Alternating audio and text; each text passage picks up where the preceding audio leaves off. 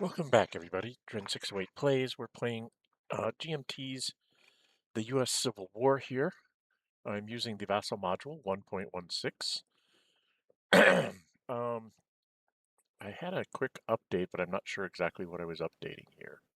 I'm going to pull this up so you can see a little bit more of the map. So we got done with turn 14. We are victory point wise. I think I'm at 40 on the nose, which puts me 2 behind. Coming into the spring turn here. So the Union's still lagging behind here a bit. But we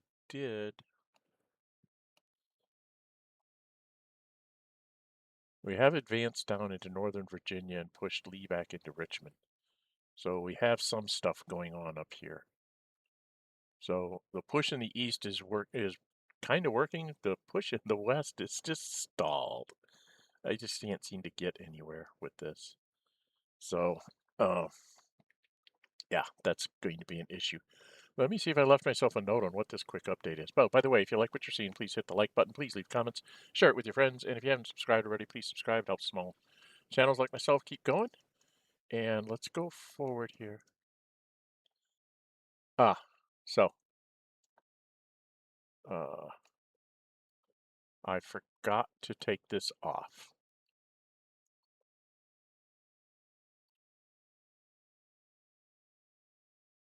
So I needed to correct that, and I forgot to do that at the end of the last turn. So we go to reinforcements. This is going to be me making some stacks here because I'm going to have to split things up to get things around.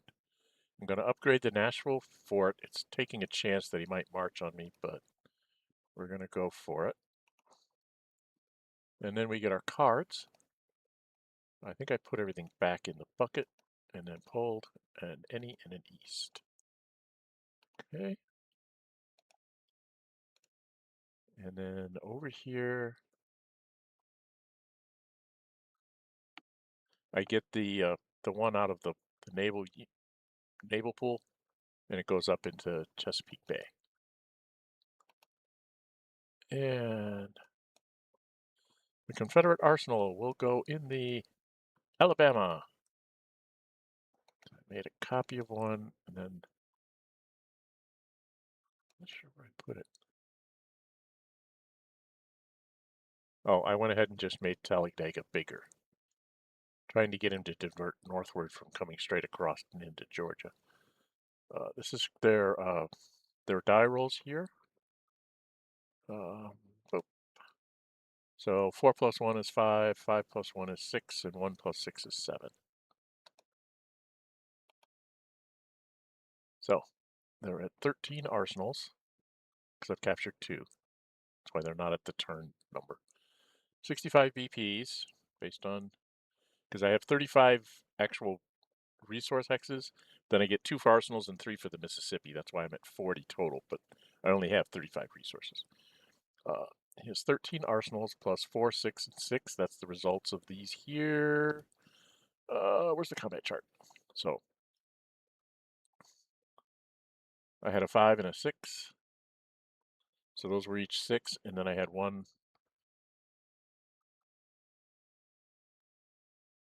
that was plus 6, which is a 7, which made it 8. Did I do that right? No, 1864. That's what I'm supposed to be at. So yeah. So there's a 4, a 6, and a 6. So I was looking in the wrong column. It's this column here, 4, 6, and 6. So it's 94. Got to take 10 off for maintenance. It's 84 divided by 10 is 8. So 1 in the transmiss is 3, 3 in the west, and 4 in the east. So the points are starting to add up here. And this is me making some counters down here to put down where I need to go. This is one's putting over here in the east. Obviously, I have to put it in with him, and I've dropped 2 in Weldon. Demopolis and what in Chattanooga? Again, just trying to reinforce some armies. Trans-Mississippi, go to Kirby. I wasn't sure what to do with it. And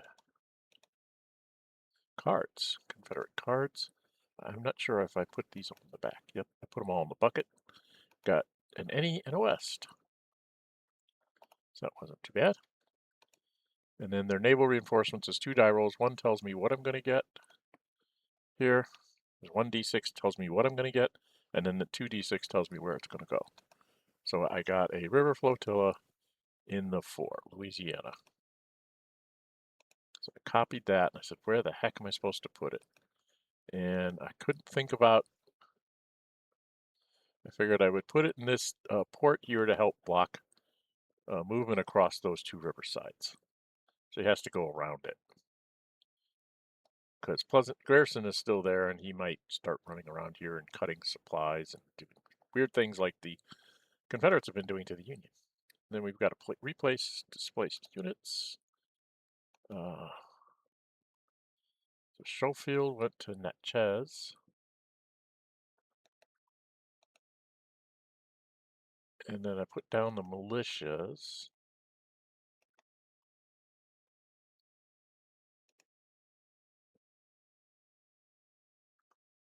So I'm trying to make him have to move troops to actually take this and not just walk in and grab them.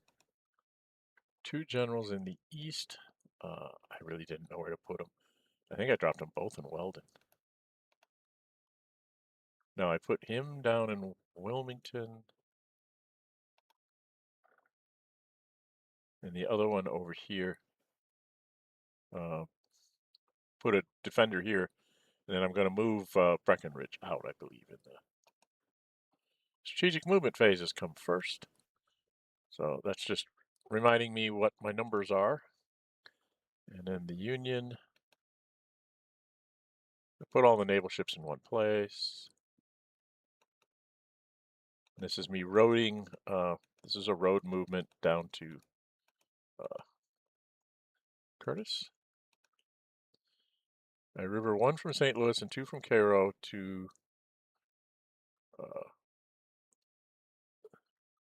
one's going to go to Granada Gulf and 2 are going to go into Vicksburg. Since I controlled the port, I could move there. And I put 2 more into Vicksburg. Wasn't sure about what to do with my rail. I'm going to do my rails here. Grierson and 1 strength point go to Hazelhurst. So they came across the river and then put them in there. Because I was worried about this Wheeler guy running around. So I put 1 in Jackson and then from Vicksburg to there. So I put somebody everywhere. And 1 Karen and 2 New Albany go to the Army of the Cumberland up here. Just reload the army there. I think I'm doing army shenanigans. Yeah. That's 6 rail I've used so far. Just trying to figure out what to do next. 4 Washington to the Army of the Potomac and 1 to Sedgwick, which makes 11 rail. So Sedgwick now has 4. And the Army of the Potomac should be up to like 14. No, there he is. He's up to 18. So I just made him go up to his full potential. And then I don't know what I was doing here. I think I was thinking of doing 1 more rail somewhere or other roads.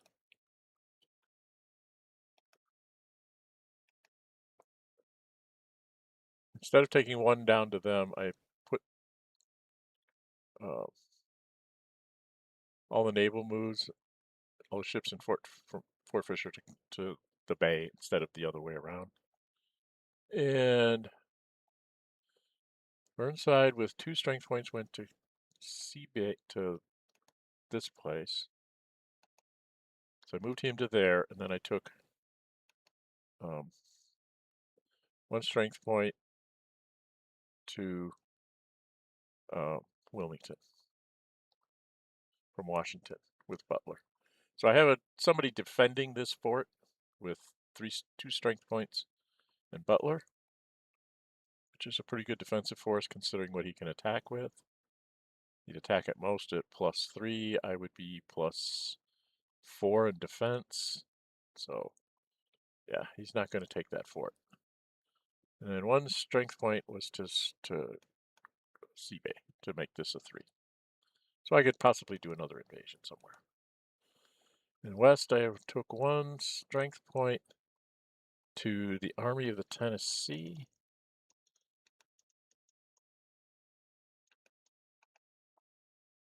And I rode at Baltimore to Sedgwick. So he's up to 5 now. So now the Confederates, one rail from Weldon is going to go up to the Army of Northern Virginia. I think this is me doing armies again.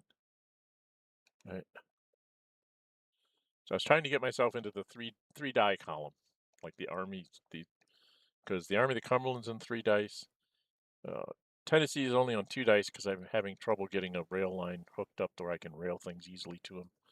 And then 18 again in the Army of the Potomac. So I have a couple armies on the 3 die table, which is the whole point of this. And then I think I'm cleaning up armies. Yeah.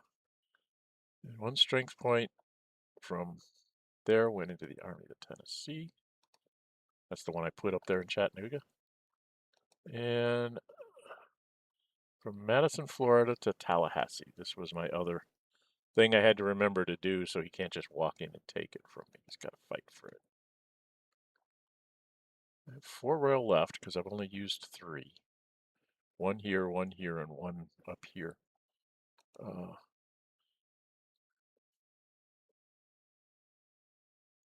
So I take him. If I don't, the reason why I do this, so you understand, if I leave this here with just 1 strength point, he has 5 that he can march with. And I was thinking, well, 1 strength point, he'll be AV'd, but I was incorrect.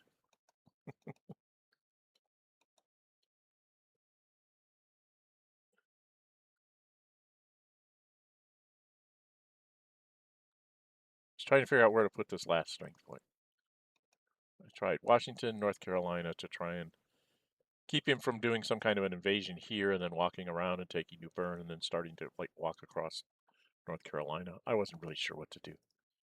So like I said, let me know in the comments, what am I doing wrong, guys? Because I'm not doing a real good job of defending the South here. Okay. Leader management. Now we get to do the horrible, terrible things. Because we're going to have Kilpatrick and Canby. So I'll just have 2 guys being replaced here. So in Banks, who took Mobile, is removed, and Canby takes over, slowing that stack down. So that's what happens over here. And then Stanley was in the Army of Tennessee, so he gets replaced with Kilpatrick.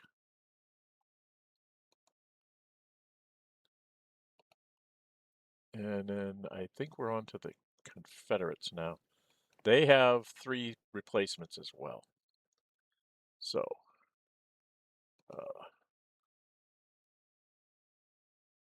Ewell was here at Wilmington, so I had to take him off and put Early there. I think this is in the Army.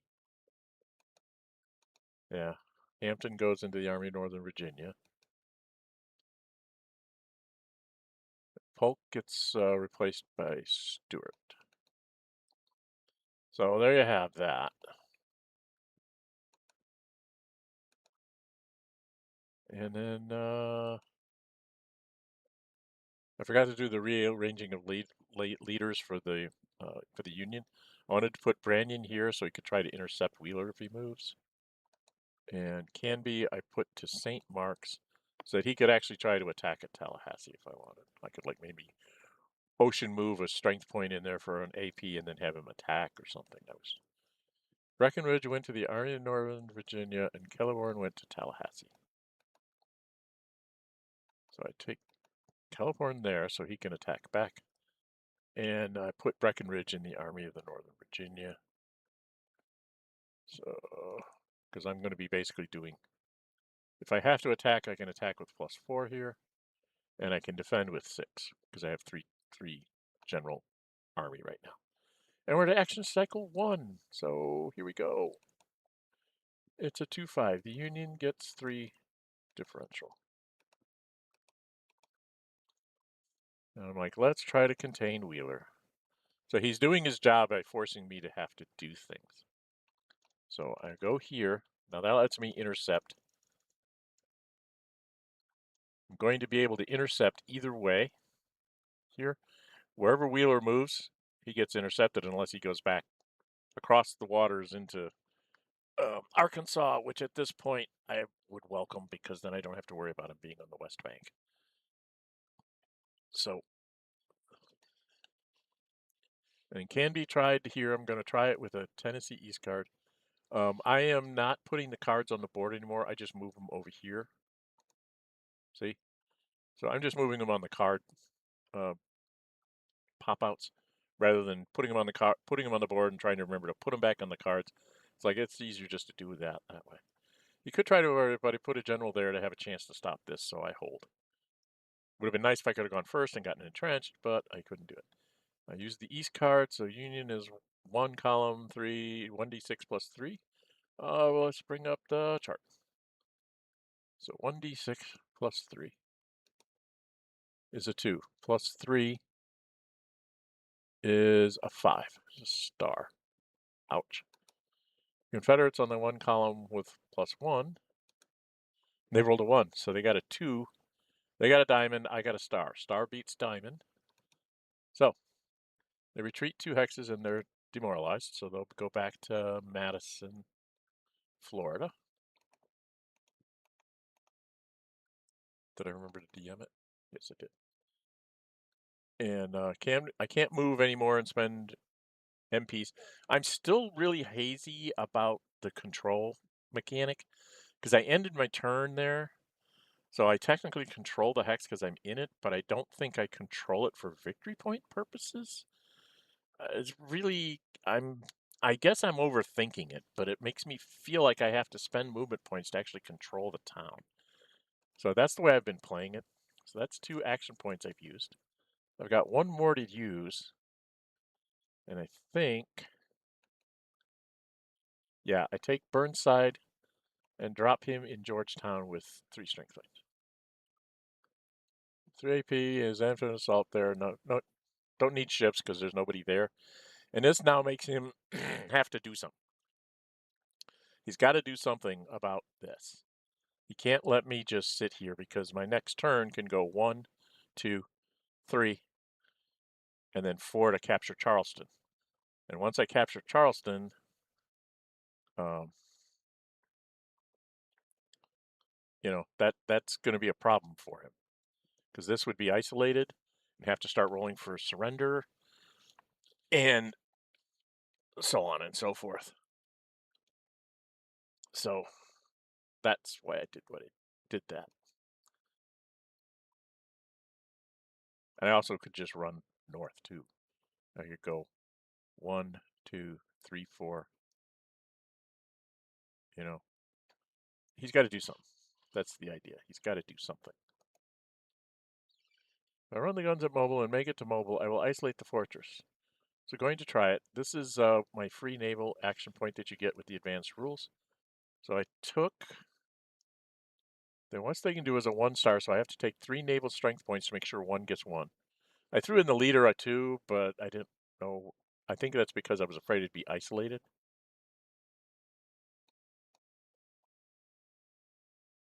But then it was like, I actually would not be isolated, but I did it anyway. Had to have Farragut say, damn the torpedoes, full steam ahead. So they roll, for some reason it's -2 die roll modifier going like this. I don't know, I'm not getting this right. But, I'm sure I'm not getting this right.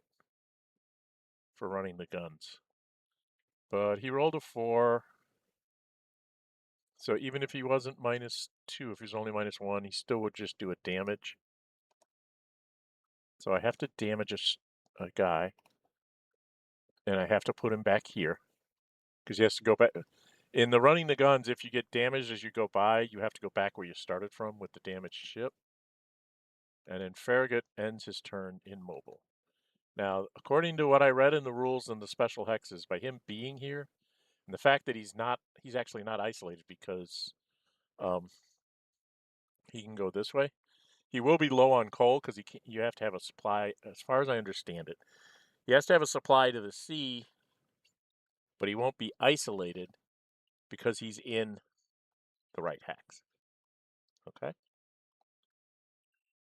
Because there's strength points there. So that makes them not isolated, but they are out of supply because you can't supply coal over land. You have to have it by the sea, I guess.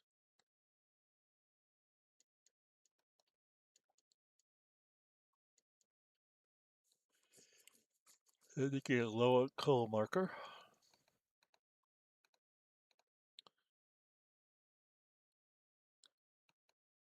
I started to put that down and didn't need to do that.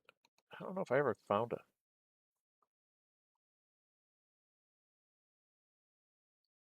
So like I said, the whole idea of Wheeler here, go here. The whole point of Wheeler down here is to try and get out and get up to like here, which cuts supply to Mobile, maybe run up here and cut the rail line here, just make him have to come after me instead of action points going and taking more victory points. That's the way I looked at it. So I moved there, and everybody tries to.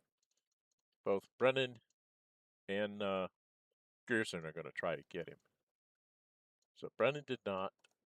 Grierson needs a 7+, and he did not because he gets +2. So nope. So he gets to that hex. Now he says, all I need to do is get out one more hex. Going to go around the cav. So I don't want to give him a +2 here. I want to go here to try and get him. So he tries to move there. Brennan again, and he made it with an 11. So I'm like, yay, I contained him, kind of, sort of, maybe. So I was worried he was going to get away. And for Wheeler, I'm like, I think I want to win this. So I went ahead and used the West card. Again, you'll see me just pop them over here. So I'm not dropping them on the board anymore. If I win, I am stopped from continuing movement, and I won't have an LOC as it's going to pass through enemy zones of influence.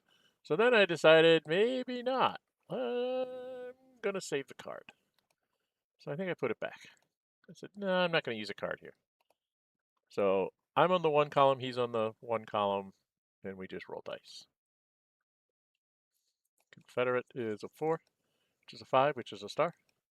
Union, 4, which was a 5, which is a star, so we tied. But without an LOC, etc., is DM and is now isolated, which is the whole point of this. Oh, I put this down here.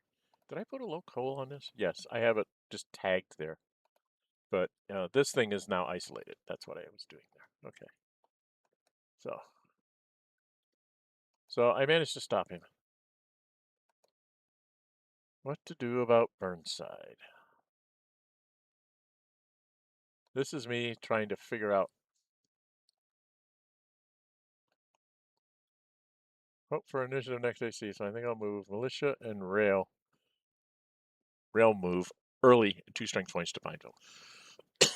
The idea here is I want to get. I'm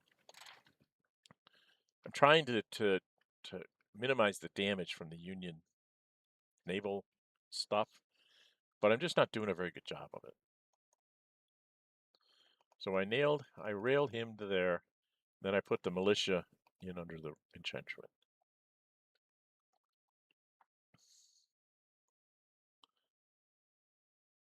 So that was my second one, was the rail. This is a free one.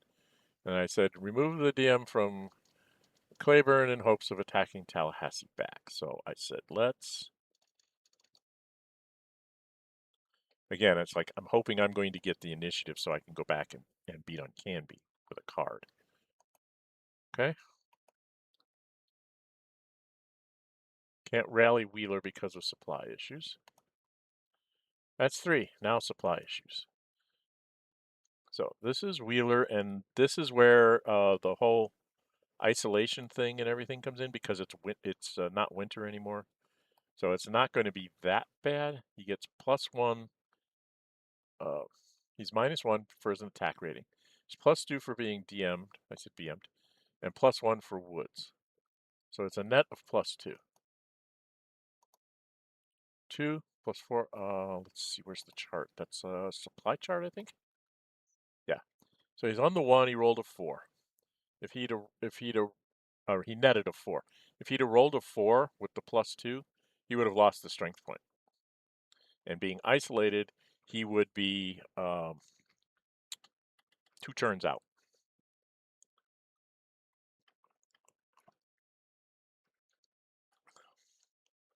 So that's why it was important to make that die roll. 4 means none lost.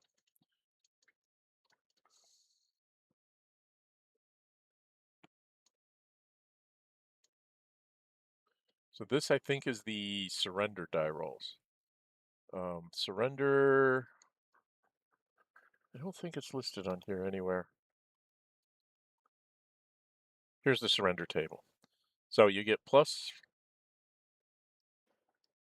his defense rating, and it doesn't show that the DM is anything. So he just gets his defense rating. So he gets a +2 on his defense rating. 4 + 2 is a 6, so he takes 1 surrender point. Okay, and then now I think I need to go do the fort here.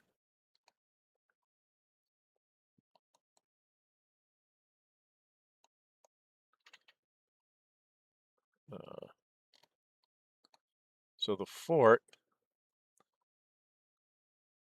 need 3 to make him surrender. So he's not surrendering yet, but he's on the way. And then for the fortress, I don't see any modifiers here. He's not a resource hex. He doesn't have a general's defense. He's not Union naval units. So we see what we get here. I rolled a 1. Of all the times to roll a 1, right? So that's 3 surrender points, which immediately means that it surrenders. So what happens when a fortress surrenders is you just put down a control marker. That's why I put him there, because he can place a control marker. Now the naval units will be in full supply next turn supply phase, so they won't have that low call thing anymore. So that's bad. And now this is the other thing that's important here, is that because I control this and this, I think I trump his port here, so I control up to here, just short of Claiborne, and then just short of Demopolis, which means the army now can move, 1, 2, 3, and then go after Demopolis. So I can actually move the army to Tennessee. Like I said, interesting first action cycle. Action cycle 2, here we go. It's Union again, but it's only 2 this time. And the dang is from the south point of view. They really wanted to go first so that they could reattack at like Tallahassee, maybe try to get Wheeler out of this.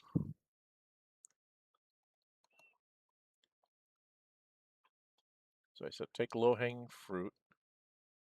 Sedgwick marks on Lynchburg as an automatic victory for first AP. So I said 1, 2, 3, 4, 3, make it go away. I don't own it yet, but I'm there. This makes me be set up to possibly do flanking moves towards Beauregard. I spend 1 movement point there and move up to Burkeville, and then spend another movement point there, and then try to, move up towards Richmond and all sorts of crazy nuts that I can do. And then here I said, you know something? I'm going to spend a movement point. That's 1 movement point there. And then 2 movement points to put down that.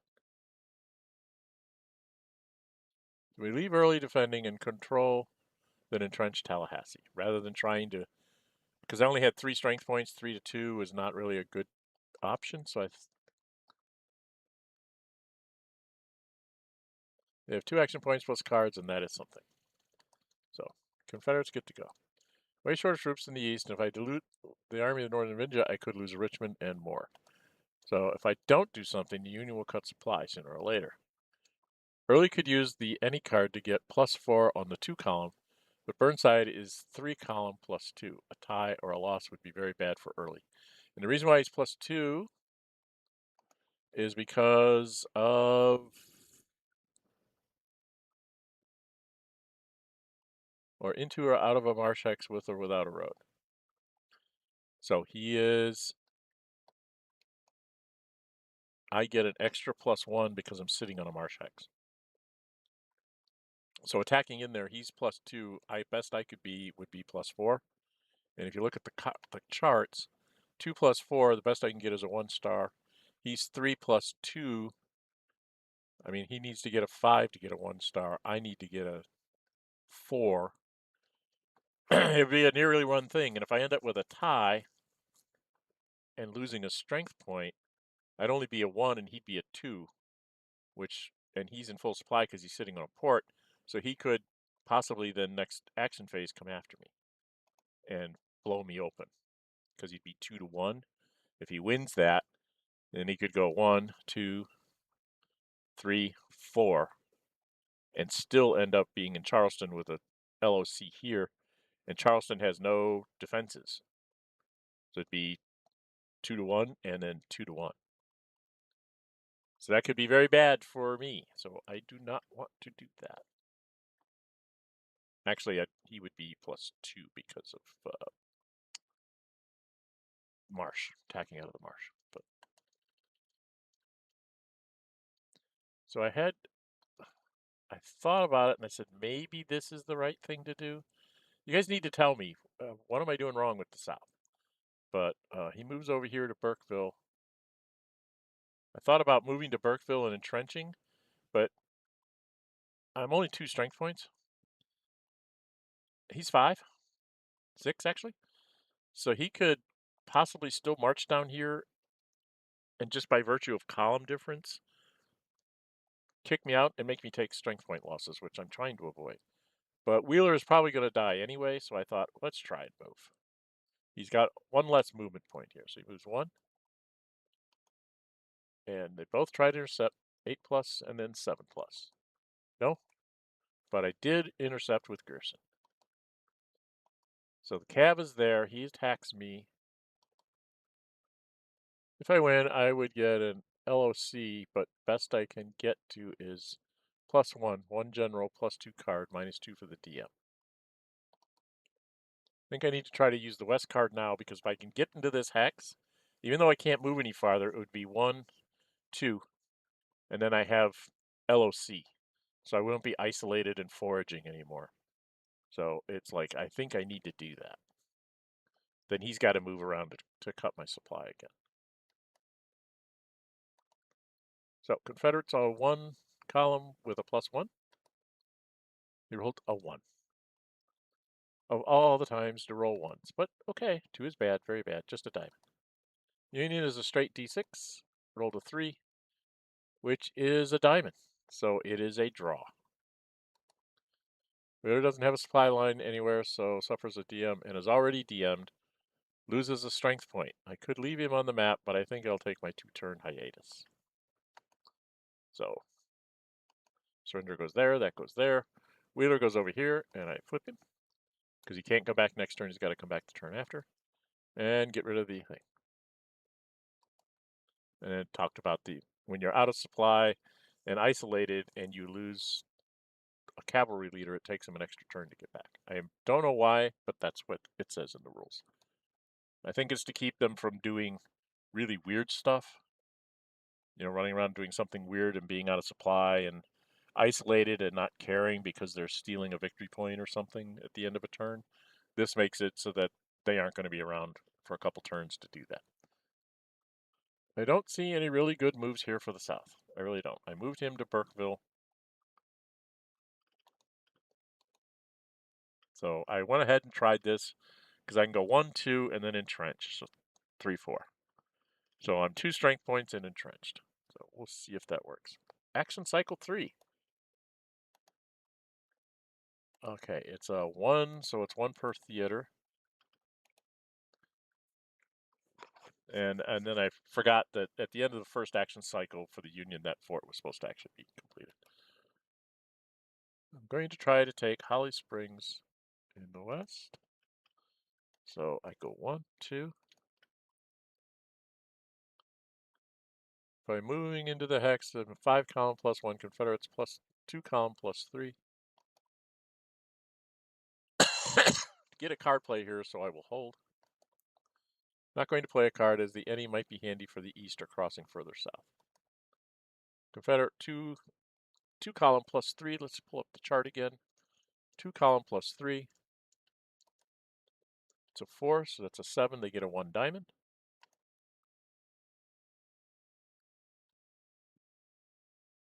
And it's supposed to be that's supposed to be a 1. I had the shift key down. I did not doing very well on my notes. It's a 1 diamond. That's a 1 diamond.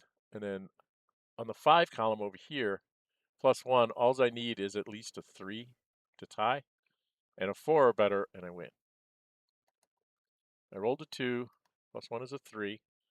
So both lose 1, and the Union is demoralized because I lost, which was bad. So that's me doing my stuff here. Down a point, DM'd, and then he had to lose a point, so he's only going to have 1 left.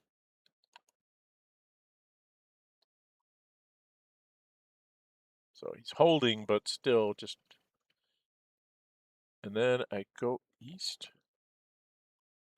All right, and then in the east, I go over here and I say, screw it.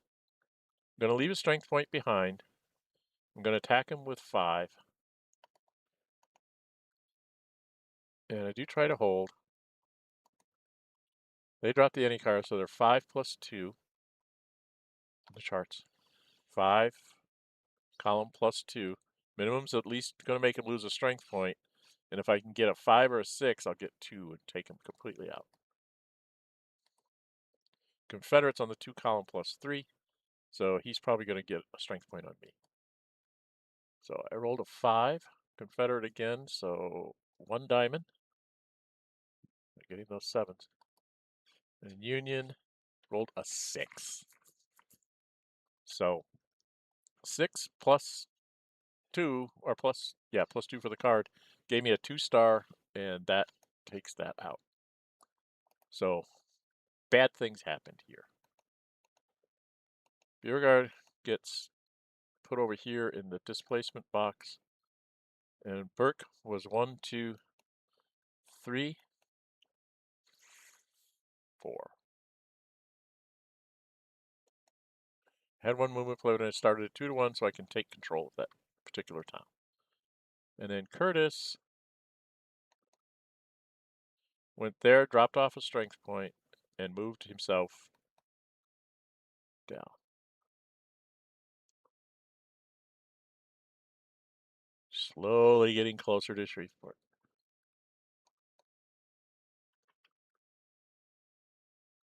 And I think that was it.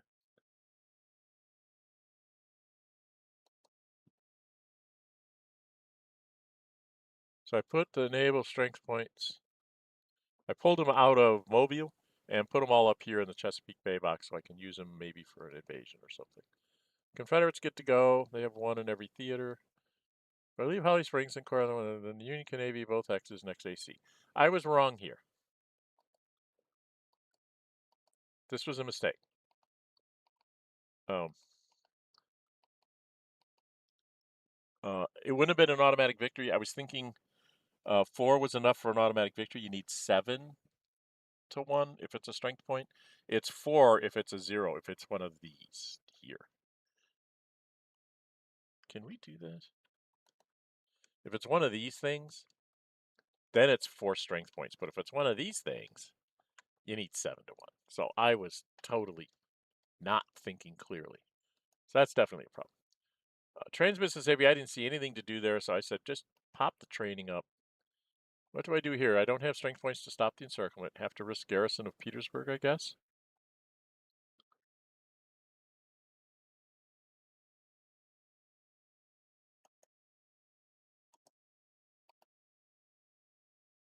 Am I doing this? Yeah. I'm breaking up the army here.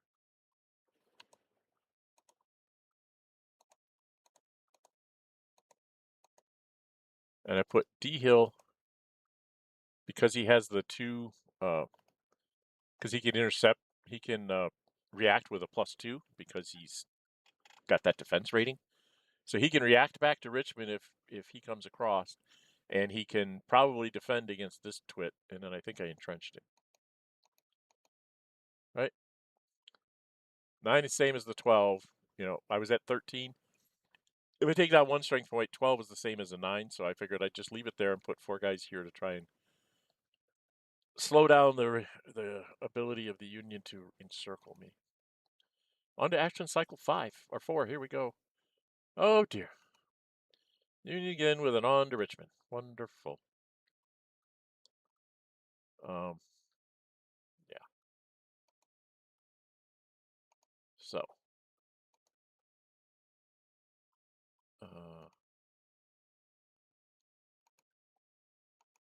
I forgot to give myself a victory point.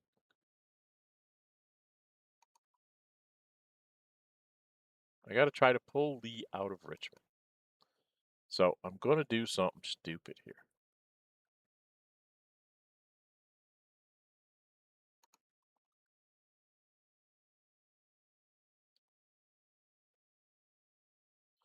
So he went across the river to try and pull me out of Richmond.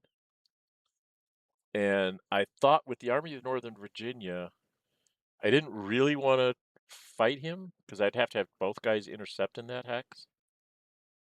And instead, if he moves into Petersburg, I can intercept into Petersburg. If he intercepts into Richmond, I can intercept from Petersburg into Richmond.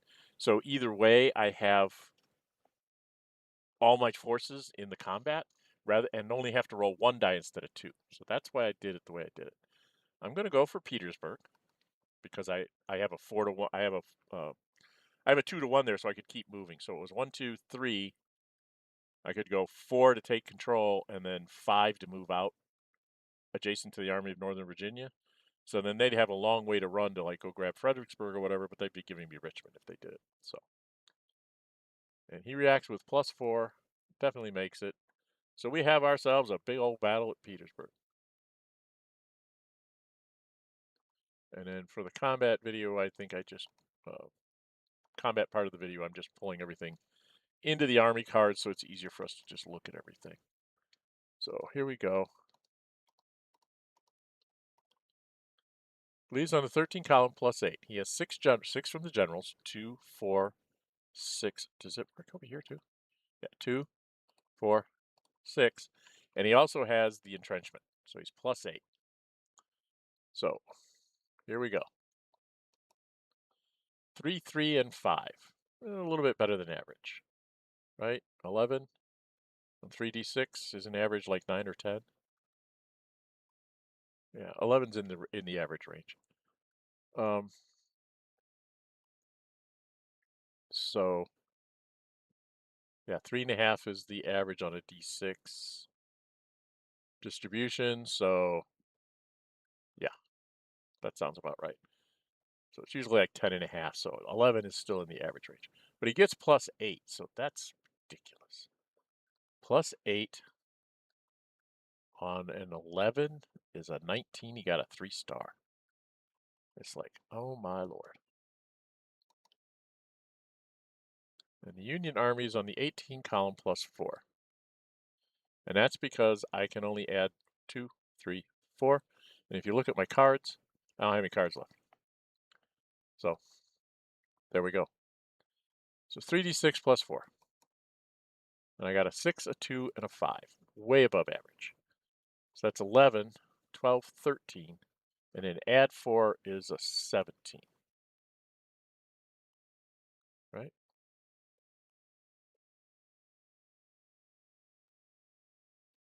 Did I get that right? 17 is a 3-star. So we both take 3. We're both DM. It is a tie, but Grant has full supply because of rail line won last time by Sedgwick. So we'll take off our damages here. 2, 3, 3. We're both DM'd because it was red. It was red numbers. But because it was a tie, I don't lose this here. I don't lose my thing of reroll ones. And now he's got issues.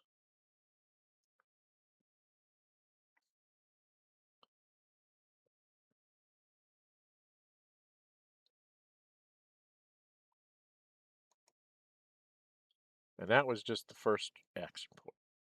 Still have 3 more. So I decided Kilpatrick is not gonna move.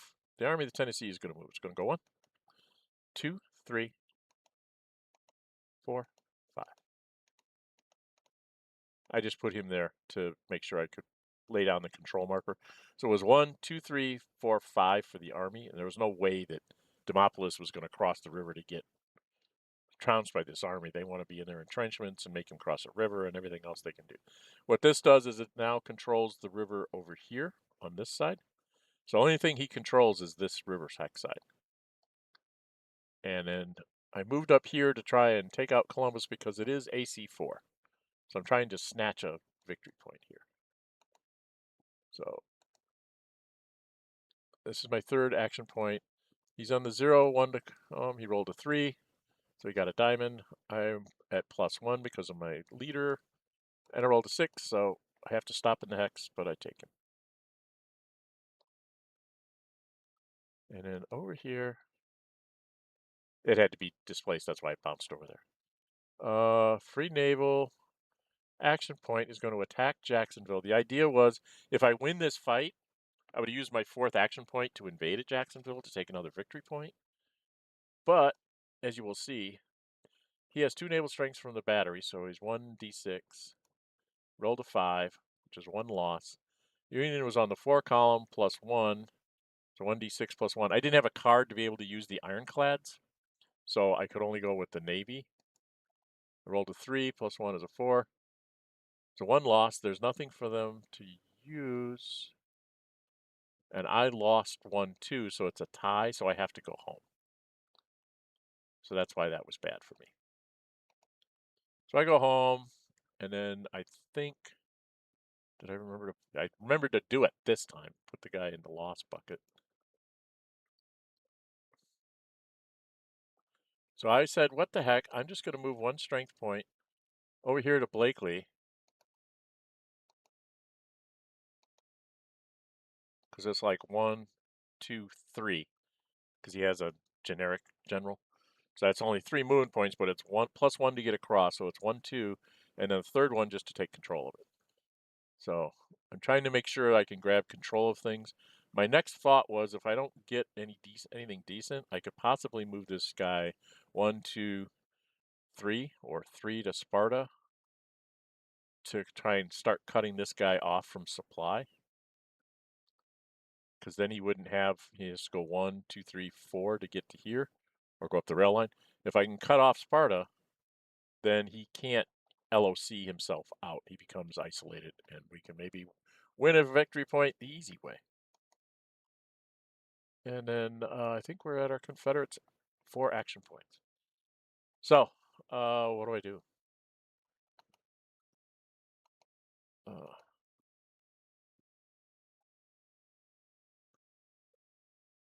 And it's like, I did think a really long time. I actually took a break from the game and came back to it. I could not for the life of me think of anything good. So I sent Morgan to dislodge Kilpatrick. I didn't know if that was a good idea or not, but I said 1, 2, 3, 4, 5. Let's kick him out of here. Because I have a 2 attack, he has a 1 defense. I figured I should try to stand. I was on the 1 table, I rolled a 4, so I got a star. He's on the 1 with a +2, rolls a 2, which is a star, which is a tie. So I held on to it for one turn. And by rule, I control the river here, so I'm in full supply. So, and he is too, I think. Right, because it's one to this, and then back to.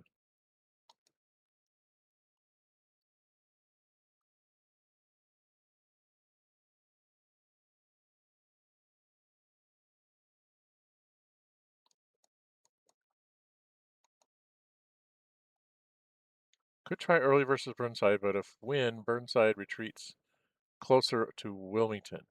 Lose and you're in position to roll out into South Carolina. This was the thing I was thinking about. It's like if I go and I win this battle, he has a retreat route. Bing, bing. Because there's nothing preventing you from retreating across the river. So he can go up here. Now he's closer to just walking into Wilmington. And like, no, I don't want to do that. I don't want to give him that. Yeah, he'd be isolated, but he won't feel it until the end of his next turn. So it's like, no, I don't want to do that. And I said, nope, I'm just going to entrench here with my second action point.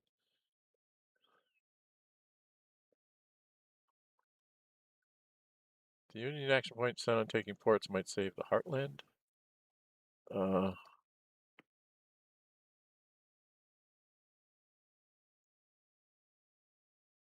So I moved Magruder by a rail up to Raleigh, and that guy to Goldsburg. That's how I finished it off. Because I didn't really have, I mean, I had the one strength, one AP was Morgan, the second AP was entrenching, and it's like third and fourth APs, let's just get this out.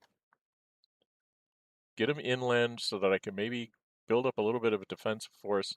If the Union takes the time to use action points to invade and grab like Beaufort or going after New Bern and all of that, then maybe I'm okay. Now, like I said, I did pretty good in the West, but the East is falling. The question now is, can I delay the Union victory point gains to eke out a win somehow? Because in the West, I've got him stalled.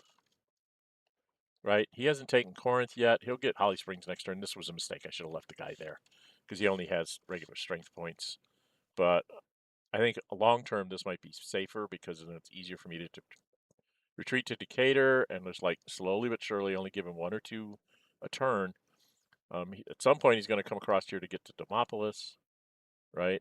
And then start moving on Selma and Montgomery. But if I can slow him down to where he's only getting maybe 2 or 3 a turn, he's a couple behind. So if I can keep him from getting ahead, I can actually technically pull off a win. Okay? I just got to let him not get ahead of me. So that's what I'm trying to do. I don't know if this is a good way to play the South. The Union early on had nothing but Trans-Mississippi cards, which is why Arkansas fell so fast comparative to the real war.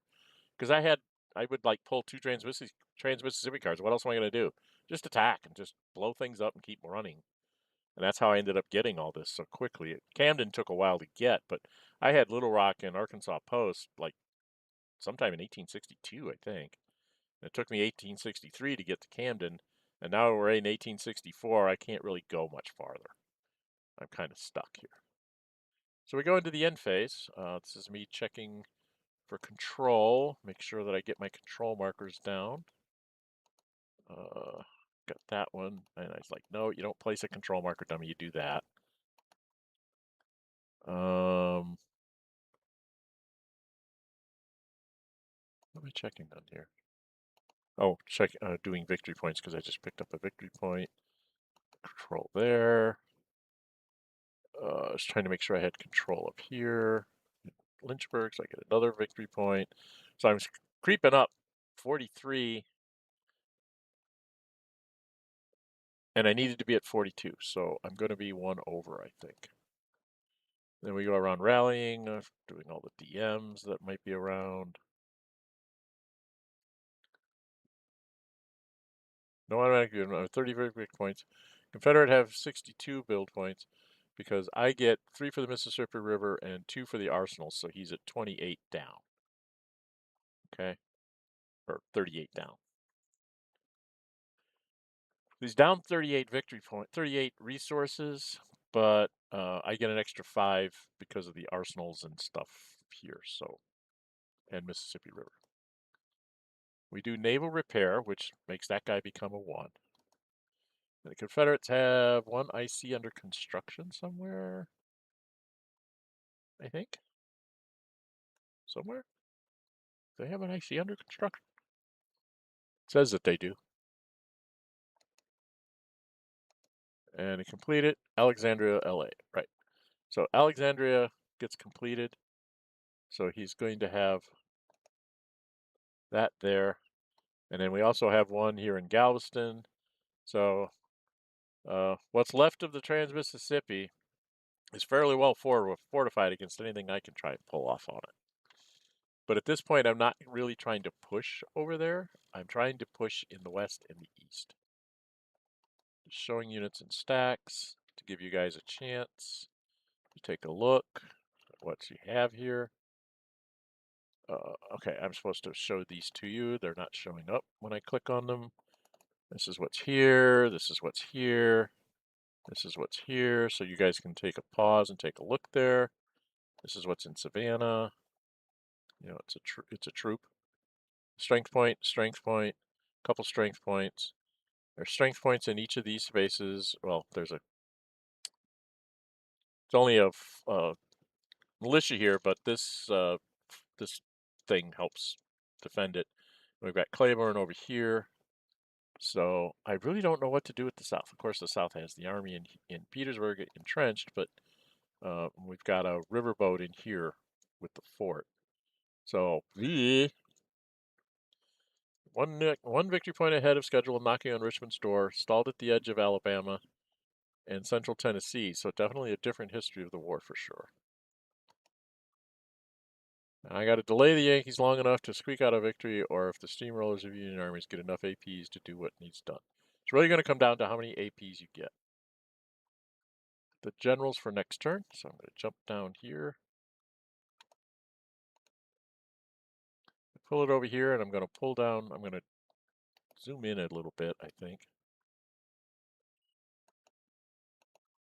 So I look at the generals. You get some decent cavalry leaders.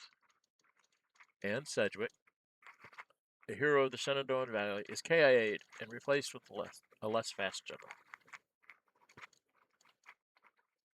So Wright takes Sedgwick's place, but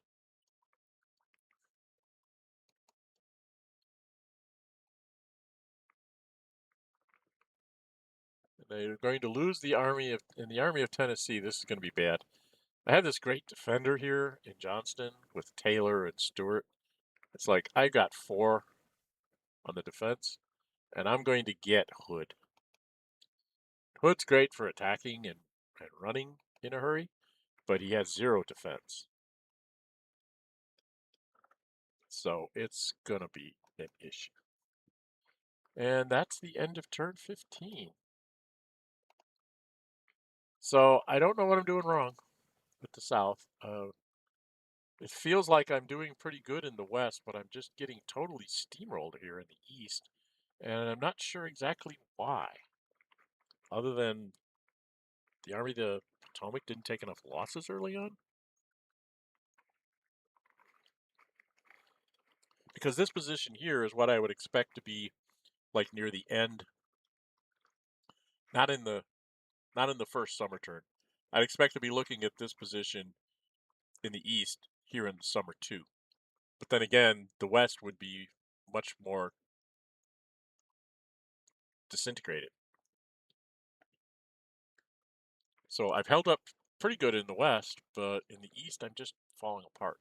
And I don't know where I messed up in the East. It has to have been in earlier turns. I was doing something I probably shouldn't have been doing. Defending places I should have just said, screw it, run away, save the strength points. So I am interested in what you guys think. Okay? So let me know in the comments what you think. What did I do wrong here with the South? Sooner or later, the Union just does this. I mean, they just bulldoze you over. But I thought I should have been fighting out here falling back on Richmond this turn and maybe next. And then, having a big fight here at the end of the year to try and save the Union from the automatic victory on the election turn. But it's not going the way I thought it would. Technically speaking, if the Union keeps going like that, they're at one above if they stay ahead of schedule. They should be at 45 if they get 4 more. They'd be at 47.